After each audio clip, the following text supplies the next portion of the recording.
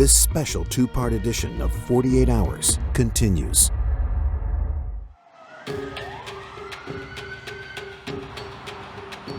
He's accused of attacking at least 4 women. He's been called a serial sexual thrill killer. This is not a typical murder case. This is a systematic slaughtering of beautiful women by a serial killer. 4 young women, only 1 survivor.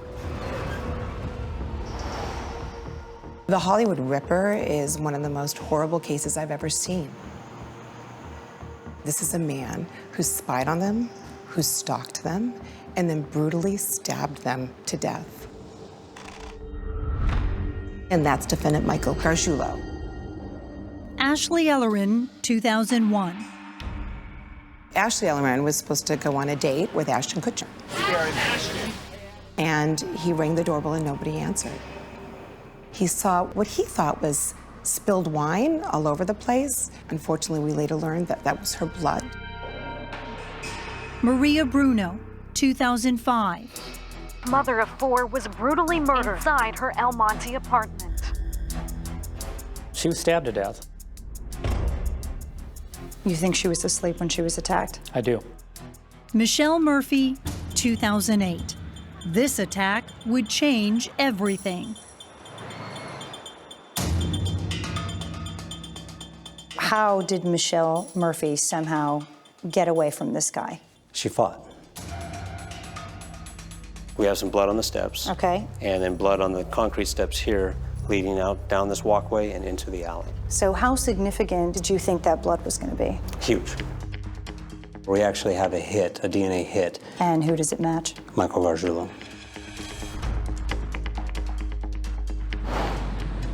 I'm Maureen Maher. Since the fall of 2008, I've been covering a man known as the Hollywood Ripper. It's a story that 48 Hours helped to break wide open. Tricia Piccaccio, 1993. One question has haunted this quiet Glenview community. Who killed Tricia Piccaccio and why? Who would do this? Why would anybody do this? What was your reaction when you got a phone call that a witness had come forward to 48 Hours? I was shocked. Would you have imagined that a television show would be able to help you solve a crime? No, but it's never happened to me. Targeted young women in Illinois and the LA area. Frankly, it's almost a miracle that these cases were linked together. You say to yourself, who could do this? Butchering his victim. Attempted murder of a 4th. You think, oh my God, it's a monster. Vicious murders of 3 young women. Murder and attempted murder.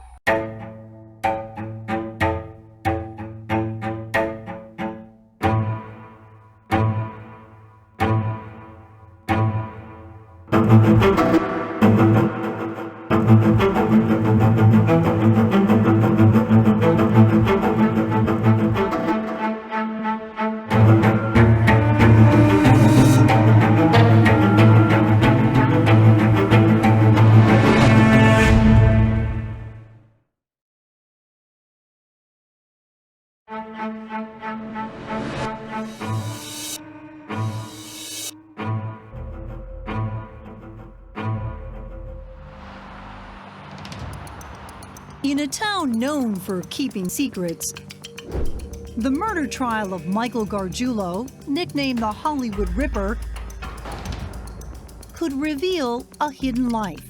Tricia Piccaccio, Ashley Ellerin, Michelle Murphy, and Maria Bruno were all young, attractive, and outgoing. On May 2nd, 2019, the case against Michael Gargiulo begins. Prosecutors say he murdered 3 women and attempted to murder a 4th. He staked them out. Mary Fulginiti, a former federal prosecutor and 48 Hours consultant. He stalked them, and then he stabbed them brutally. Prosecutor Dan Aikman says Michael Gargiulo is a serial killer, attacking 4 women just for the thrill of it from 1993 through his arrest in 2008.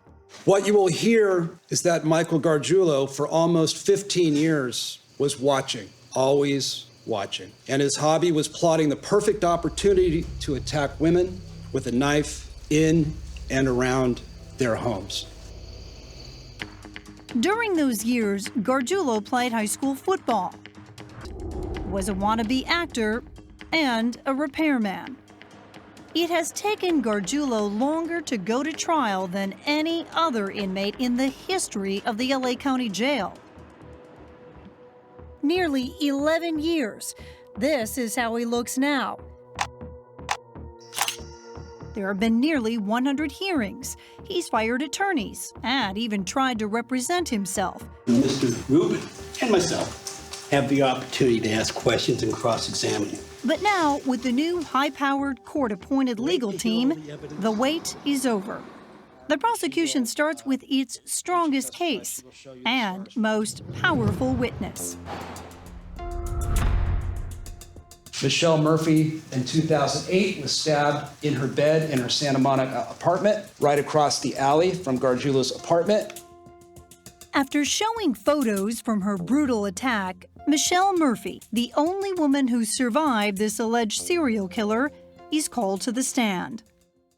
There were no cameras allowed in court during Michelle's testimony, but we wanted to share with you some of what she said, her exact chilling words. I grabbed at the knife.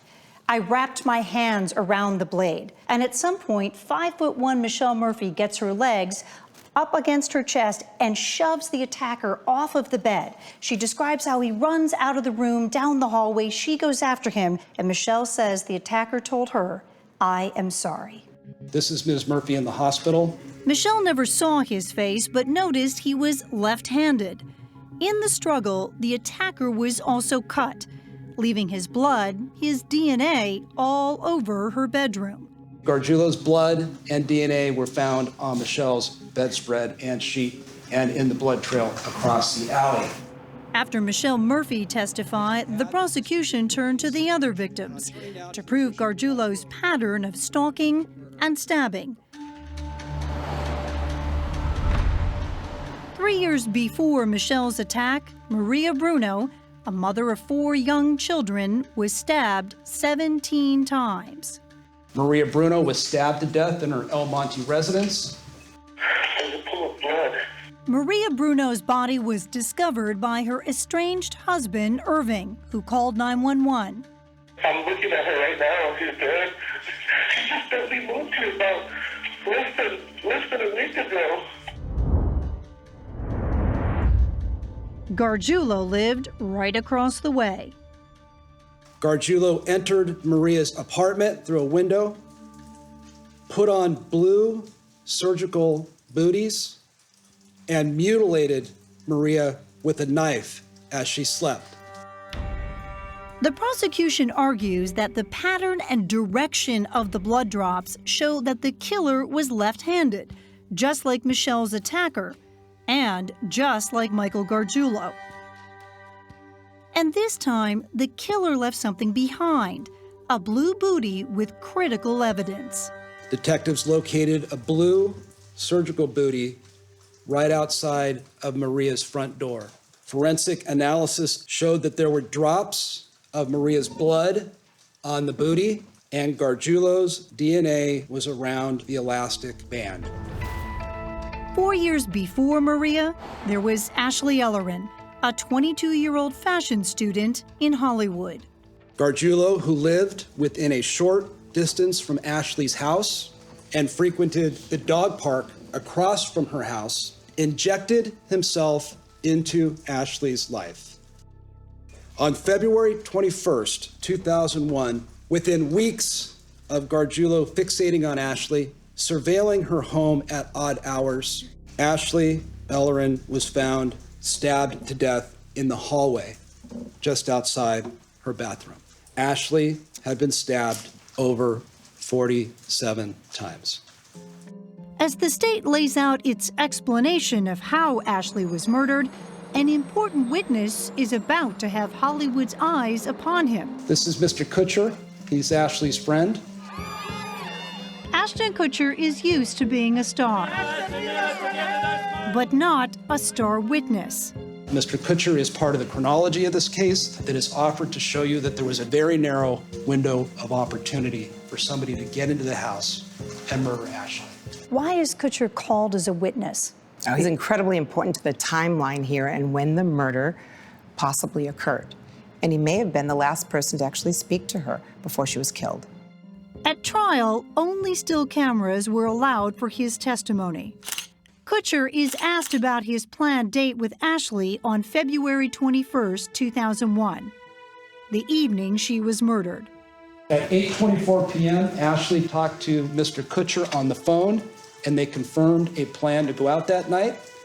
Ashton Kutcher was running late, so he called Ashley again at 10:15 to let her know he was on the way. But Ashley didn't pick up. He then drove to her home, knocked on the door, but still got no answer. He'll testify that at 10:45 p.m. he arrived at the residence and saw what he thought was spilled wine on the floor. We believe now the evidence will show that was actually blood, and Ashley had already been murdered. A diagram of Ashley's home is shown. That's her bathroom, where we believe she had just exited the shower and was getting ready to go out with Mr. Kutcher when she was attacked from behind. And then there was a struggle in the area right outside the bathroom where she was stabbed 47 times. Kutcher testified that after learning about Ashley's murder, he, quote, went to the police. I was like, my fingerprints are on this door. Like, I was freaking out. Although never a suspect, Kutcher was concerned about what he left behind. That's unlike Michael Gargiulo, who was always careful to cover his tracks.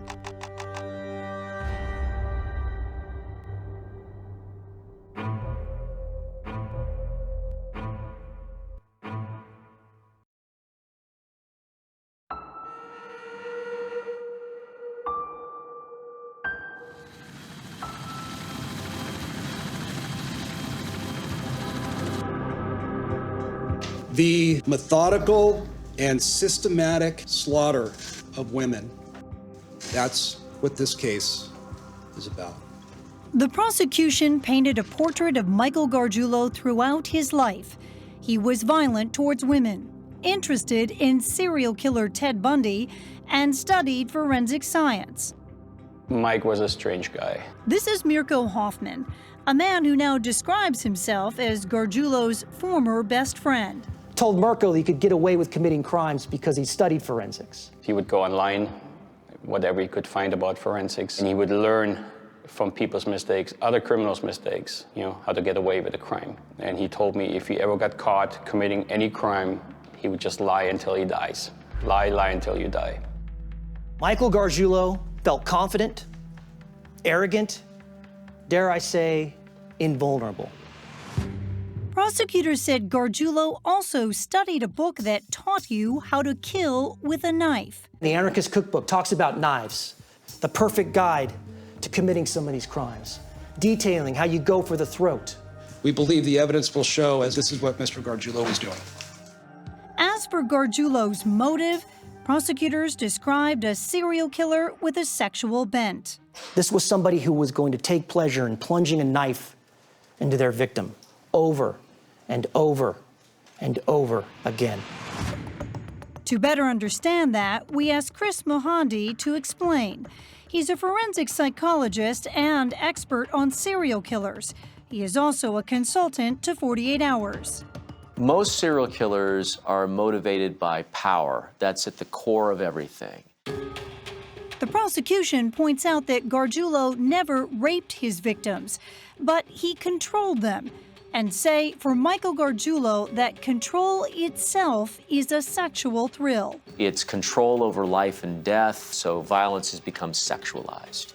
According to prosecutors, Gargiulo went after women he found attractive. Michael Gargiulo noticed Michelle Murphy. Michael Gargiulo noticed Ashley Ellerin. Michael Gargiulo noticed Maria Bruno. And he stalked them. He watched and waited and collected real-time intelligence on the victims. Prosecutors say the spying was all part of his power game and his pattern. And you've got all this stalking, this watching, surveilling, and fantasizing going on, and the person is doing this repeatedly to try to satisfy their urges. At some point, for some of these individuals, it's not enough to just think about it anymore, and they have to move to the next step. They have to actually kill in order to get the same degree of stimulation.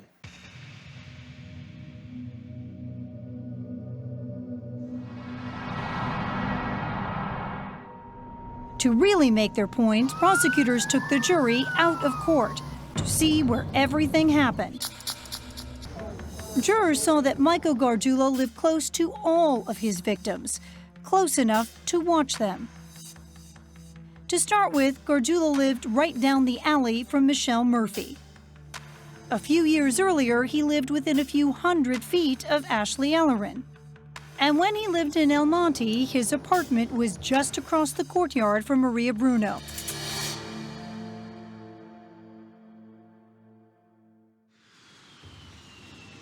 To strengthen their argument and really show how Gargiulo had a clear pattern, they also told jurors about a murder over 1,800 miles away. You will hear that Gargiulo's killing spree started in Chicago in the summer of 1993, almost 26 years ago, when Gargiulo killed his first victim, his neighbor, then 18-year-old Tricia Pacaccio.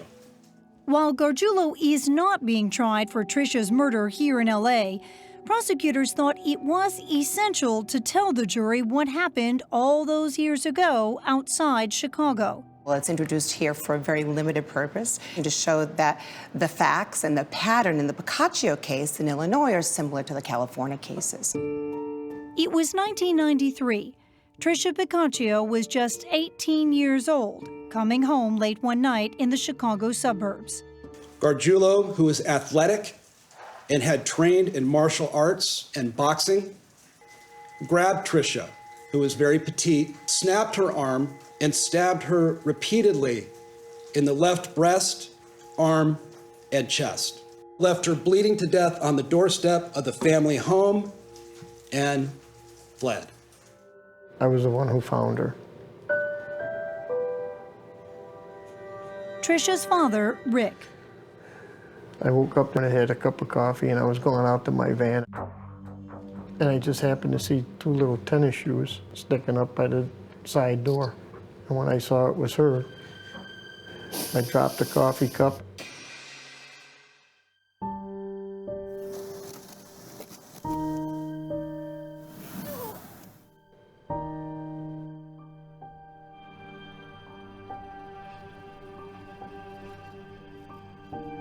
I died right then and there. At the time, Michael Gargiulo was a 17-year-old kid living around the corner, one of Tricia's brother's closest friends. When the murder happened, Gargiulo wasn't even a suspect, and the case went cold for years. By 2003, there was new DNA technology. Eventually, Gargiulo's DNA was found on Tricia's fingernails.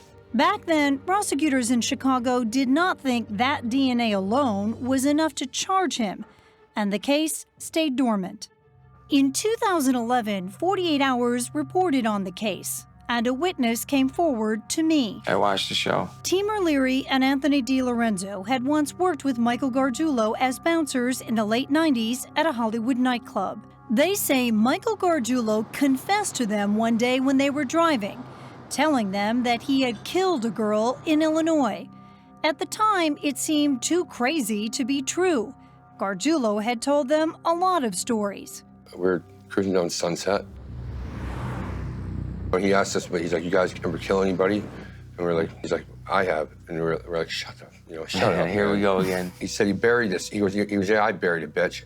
He goes, "I left the bitch on the steps for dead." We put them in touch with Chicago authorities, and shortly after, Gargiulo was charged with the murder of Tricia Pacaccio, 18 years after her death. Now, they are key witnesses at Gargiulo's Los Angeles trial. In 1997, Gargiulo told his friend Timur Leary, quote, "I stabbed up the girl," end quote. Also in 1997, Mr. Gargiulo told his friend Anthony DiLorenzo, "I actually left the bitch on the step for dead," end quote. They asked you to identify Gargiulo in the room. Did you make eye contact with Mike? I did, absolutely. He did not want to look at me. He knew every word that came out of my mouth was true, and there's just no doubt about it. Each of the Piccaccio family members were called to testify, retelling the awful details of finding Tricia on the doorstep of their home. They also described their relationship with her alleged killer. What was it like for you to be in the room with him? Oh, it's in the room, it's very, very hard. Tricia's brother, Tommy. It's difficult. I mean, something like that never goes away. The Piccaccios can only hope that this trial will bring justice for Ashley, Maria, and Michelle. But the defense has another take. They point the finger in a different direction and away from Michael Gargiulo.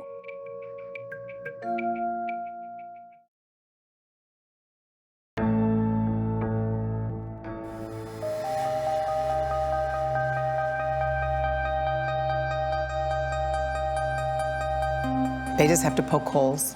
They've got to raise any doubt. They're going to throw everything at it, the kitchen sink, and they're going to hope that some of that will resonate and it'll raise just a seed, a kernel of doubt in one of those jurors, and that's all they need. Something accused serial killer Michael Gargiulo knows. My truth is being 100% innocent, being wrongfully charged. In recorded jail conversations with 48 Hours between 2009 and 2011, Gargiulo maintained his innocence and a desire to fight the charges. It's a matter of waiting and knowing that there will be victory because I know I'm innocent, and it's just now putting it down. Yes. Putting it down in the courtroom and just being patient. In the courtroom, his defense attorney, Daniel Nardoni, has a plan. Argue someone else besides his client could have killed these women. He starts with the Ashley Ellerin case. There's not one single witness called by the prosecution that saw Michael Gargiulo go into the house. In the Ellerin case, despite all the efforts they put into scouring that crime scene, they came up with zero DNA, zero physical evidence linking him, zero trace evidence, no eyewitnesses, no fingerprints. Really, they had nothing. Nardoni focuses on the prosecution's celebrity witness, Ashton Kutcher.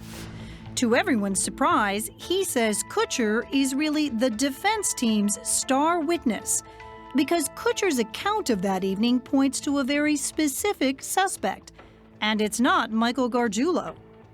Instead, it's the manager of Ashley's rented house, this man, aspiring actor Mark Durbin. I think there's suspicion that Mr. Durbin did this murder. Mark Durbin testified he was actually having an affair with Ashley and admits they were intimate that very evening, just hours before Ashton arrived. The defense argues that at the time of her murder, Durbin was at Ashley's house. Their proof? Ashton Kutcher's cell phone records. Ashton Kutcher calls her at 8:24 p.m. We know there's a phone record. He calls her at 8:24 p.m. Miss Ellerin stated, "I just got out of the shower." Mark Durbin testifies that he was there when she was taking a shower. And while he was there, he says Ashley got a phone call, then he left. Nardoni insists it must have been Kutcher's call at 8:24. And that is critical because a neighbor testifies that around 8:25 or 8:30, he heard something. He hears horrible screaming coming from Ashley's home. He hears two screams from a woman. That puts Mark Durbin possibly right in the thick of it at the time of the murder. Mark Durbin was the only person known to have been with Ashley Ellerin, last person while she was still alive. But Los Angeles detectives cleared Durbin. he was cooperative, and they didn't believe he had a motive. Still, Nardoni may have succeeded in raising some doubt with the jury. The defense makes a very big deal about Mark Turbin. They did a pretty good job, I thought. And with that, the defense was on to the other case where they saw an opportunity, the killing of Maria Bruno. Same argument, thin evidence. Not one single person saw Mr. Gargiulo leaving the house. But there was that blue booty with a drop of Maria's blood on it and Gargiulo's DNA on the elastic band. Nardoni reminds the jury Gargiulo, who lived across the courtyard, was a repairman. We all know that Michael used booties all the time. He says the booty probably dropped out of Gargiulo's pocket as he was returning from work and picked up a drop of Maria's blood that was already on the sidewalk. Maria's body had been mutilated, and again Nardoni offered up an alternate suspect. He pointed the finger at Maria's estranged husband, Irving. The person that did this, what's it tell you? I hate you, I hate you, I hate you. Whoever did this made it personal. Nardoni paints a picture of a fractured marriage and details a previous fight between the two. Irving Bruno grabbed his wife out of the car, threw her to the ground, and with a closed fist, punched her in the face. He's got a terrible history of physically abusing her that came out. She said she was scared of him. In fact, Maria Bruno had recently left him, but Irving told the police that on the night she was killed, he and Maria had rekindled their relationship. Irving Bruno was the last person with Maria Bruno while she was still alive. That night, he told police they went out to a restaurant together, returned to her place, were intimate, and then he left. A neighbor says she heard crying at around 1:30 in the morning. And who's down there at 1:30 in the morning? You know who. Irving Bruno. And police did find drops of Maria's blood in Irving's car. They found it on Irving Bruno's baseball cap, a droplet. They found it on the passenger seat, and they found it on the center console.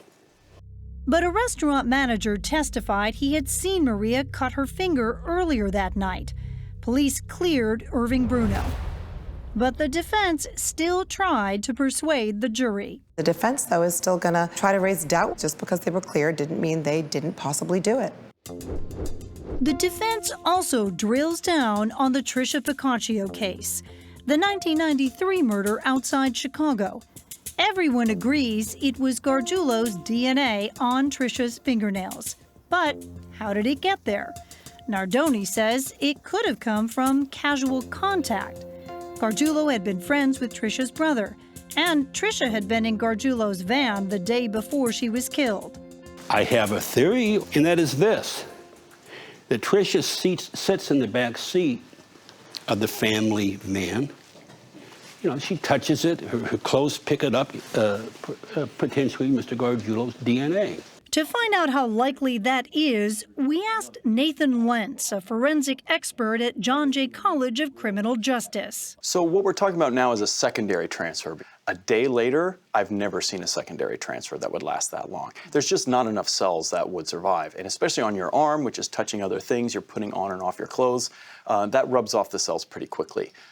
And he says casual contact is even more unlikely because at trial, the scientist who matched Gargiulo's DNA to Tricia's fingernails said it was actually a 50-50 mixture of Tricia and Gargiulo's DNA.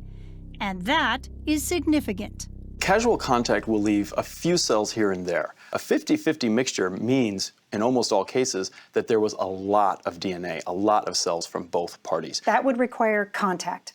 That would require extensive contact. It looks to me that the defendant was scratched by those fingernails. That's what it looks like to me.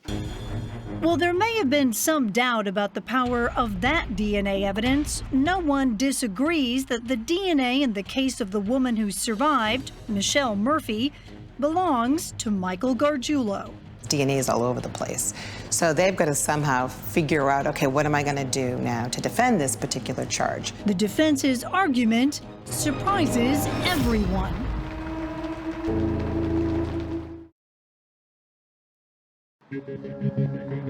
Michelle Murphy, because of her strength and courage, allowed investigators to work backwards and piece this entire case together. Michelle Murphy is the sole surviving victim, and it is Gargiulo's DNA that is found all over Michelle's apartment. It's a problem defense attorneys Daniel Nardoni and Dale Rubin must address head on. And we know that the evidence in this is stronger. It is much stronger. Michelle testified that she never saw her attacker's face, but did notice he was left-handed. And there were those words Michelle heard her attacker utter as he ran out the door. "I am sorry." Michelle Murphy is the only count in which the prosecution has shown that Mr. Gargiulo was in her apartment and attacked her. In a surprising move, Michael Gargiulo's attorneys do not deny that he attacked Michelle, but insist that he wasn't in his right mind when he did it. She says that she's fighting off Mr. Gargiulo when all of a sudden he cuts himself. He stands up, he like comes out of a fog, says, I'm sorry, and runs out. Didn't know where he was, didn't know what he was doing. And to prove it, the defense calls only 2 witnesses at trial, mental health experts.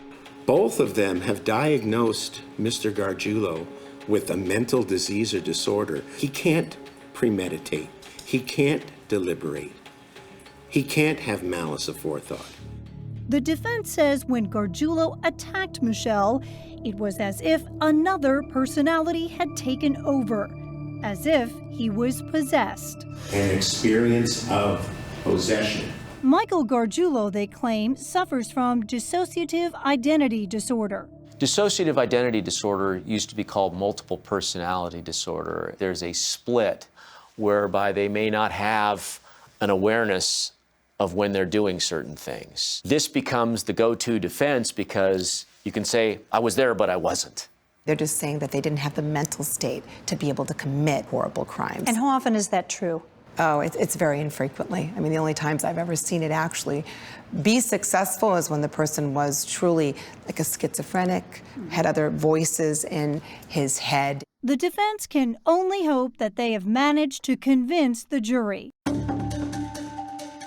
After a 3-month-long trial, 79 witnesses, the presentation of some 350 exhibits, and that field trip to the crime scenes, closing statements begin. It was 4 female victims, all young, attractive, and outgoing. Prosecutor Garrett Dameron again lays out the similarities among the victims and the attacks.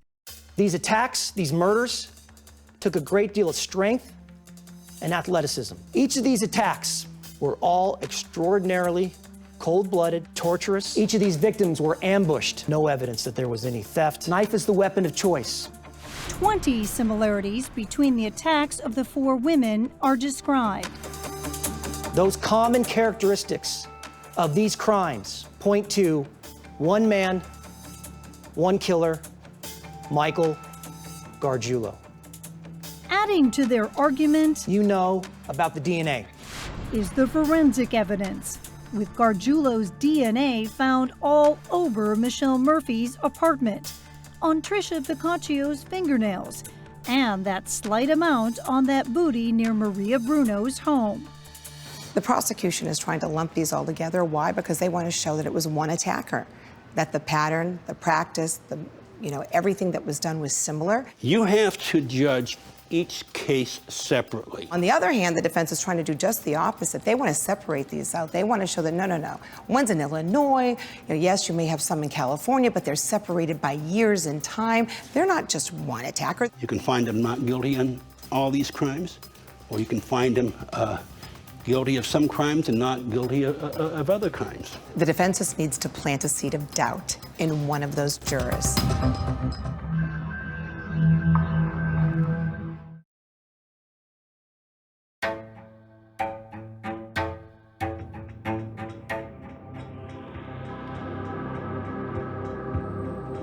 The 3-month trial of Michael Gargiulo has captured the public's attention. Alleged killer dubbed the Hollywood Ripper claims he is innocent. He's accused of attacking at least 4 women.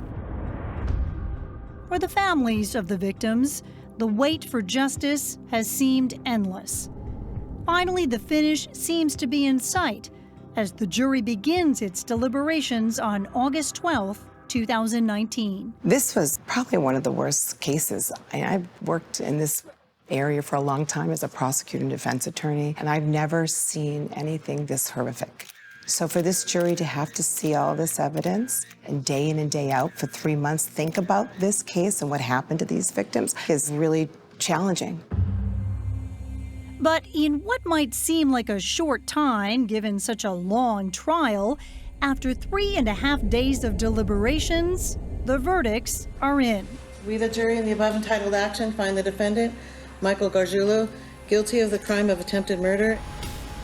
Guilty of attacking Michelle Murphy. Guilty of the crime of first-degree murder. Guilty of murdering Maria Bruno. Guilty of the crime of first-degree murder. And guilty of murdering Ashley Ellerin. Michael Gargiulo sat without emotion as he heard the verdicts.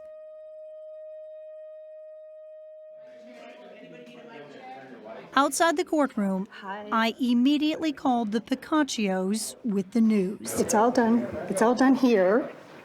And now it's your turn. She's sobbing, sobbing, that she's so grateful that they all got their justice and that now it's Trisha's turn. Remember, Trisha's case was included in California only as supporting evidence of Michael Gargiulo's criminal pattern. It is up to Illinois officials in Cook County to try the case there. We have to make sure that Cook County now does the job that they need to continue to do, because they need to prosecute him for what he did to my daughter. Are you confident that he will be brought back to Chicago and he will stand trial? Talking with the California attorneys and our attorneys in Cook County, I feel confident. The Picaccios are cautiously optimistic, as they say they have been let down by the Cook County State's Attorney's Office before.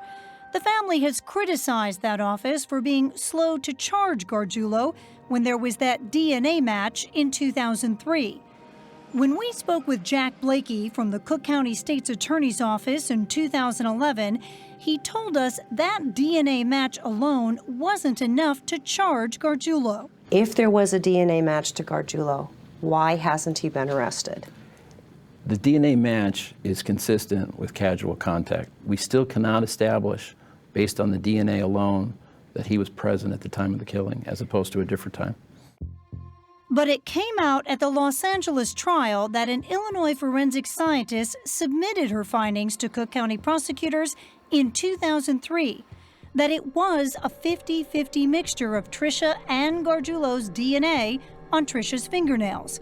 Remember, the expert from John Jay College of Criminal Justice told us that usually signifies extensive contact. A 50-50 mixture means, in almost all cases, that there was a lot of DNA, a lot of cells from both parties.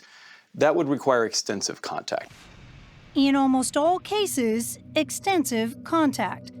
So why not bring charges? A lot of prosecutors are hesitant to bring a case when there's not at least one other piece of evidence that helps complete the picture of how the DNA got there. Does it bother you that the charges weren't filed? Oh, absolutely. We had them in 2003. You had them? It didn't work out. For Lou Sala, the lead detective on the Picaccio case, the focus now is seeking closure to the case that has haunted him through the latter part of his career and into retirement. Now that LA is done, they fully intend to extradite him back here. And I think it has to be done for the Picaccio family. Their verdict is still coming. But the trial in LA did give the Picaccios a chance to meet the men who changed the course of Trisha's case, Timur and Anthony. who came forward with Gargiulo's statements, evidence that pushed authorities to finally charge Gargiulo with Trisha's murder. So you have both met the Piccaccios now? Yes. Yeah. What was that like? It was hard. I see out of the corner of my eye, I see them, and I spun around, and I was like, Rick? And he instantly knew who I was. He hopped up and gave me a hug. I feel for them so much. Yeah. That, you know, they were just sent through the ringer the whole time.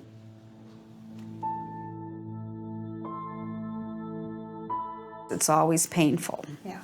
It will always be. I just tell people it's something that I have to live with now and deal with now and try to cope with for the rest of my life. Trisha's remembrance book from her funeral provides bittersweet memories. And so there's family in here, obviously, and lots of friends. I mean, hundreds of people. It's filled with kind comments about their beloved daughter, but also this. Back here, what is that name? Yeah, that's Michael Gargiulo signed that. It has been a 26-year-long journey from when that book was signed by the man the Piccaccios now believe killed their daughter. Gargiulo is now a convicted murderer of 2 other women the Piccaccios, through Trisha, helped to find justice. She helped these other girls. She was always liked to help people. And I just want justice to get done because that's what my daughter deserves.